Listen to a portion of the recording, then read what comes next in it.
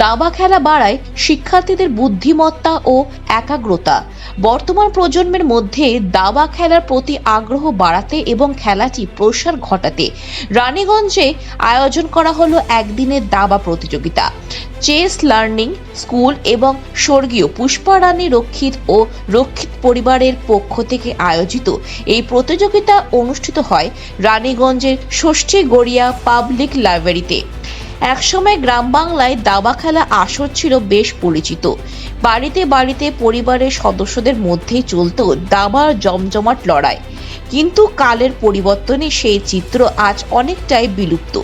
বর্তমান প্রজন্মের কাছে দাবা খেলাকে জনপ্রিয় করতে এবং তাদের মধ্যে বুদ্ধিমত্তা ও ধৈর্য বাড়ানোর উদ্দেশ্যে এই উদ্যোগ গ্রহণ করা হয়েছে বলে জানান প্রতিযোগিতার আয়োজকরা। আমাদের রানীগঞ্জে চেস টুর্নামেন্ট করা হচ্ছে। এই চেস টুর্নামেন্ট করা হচ্ছে আমাদের রানীগঞ্জে চেস লার্নিং স্কুলের পক্ষ থেকে, যে স্কুলটা আমি চালাই এবং আমার সঙ্গে সহযোগিতা করে রাজীব গুপ্তা।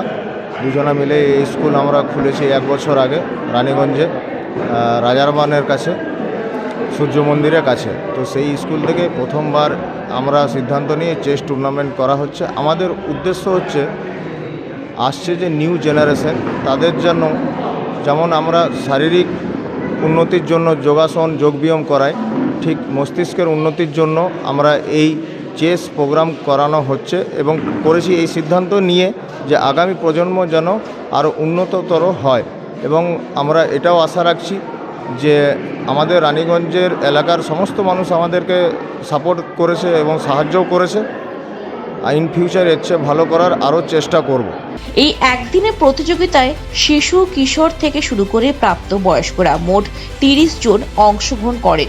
এই প্রতিযোগিতায় শুধুমাত্র একটি খেলা নয়, এটি ছিল মেধা ও কৌশলের এক অনন্য মঞ্চ। ভবিষ্যতে এই ধরনের আরও আয়োজনের মাধ্যমে দাবা খেলাকে আরও জনপ্রিয় করার উদ্যোগে নেওয়া হবে বলে জানান আয়োজকরা। রানীগঞ্জ থেকে সমীর বাদ্যকরের রিপোর্ট, খবর বাংলা।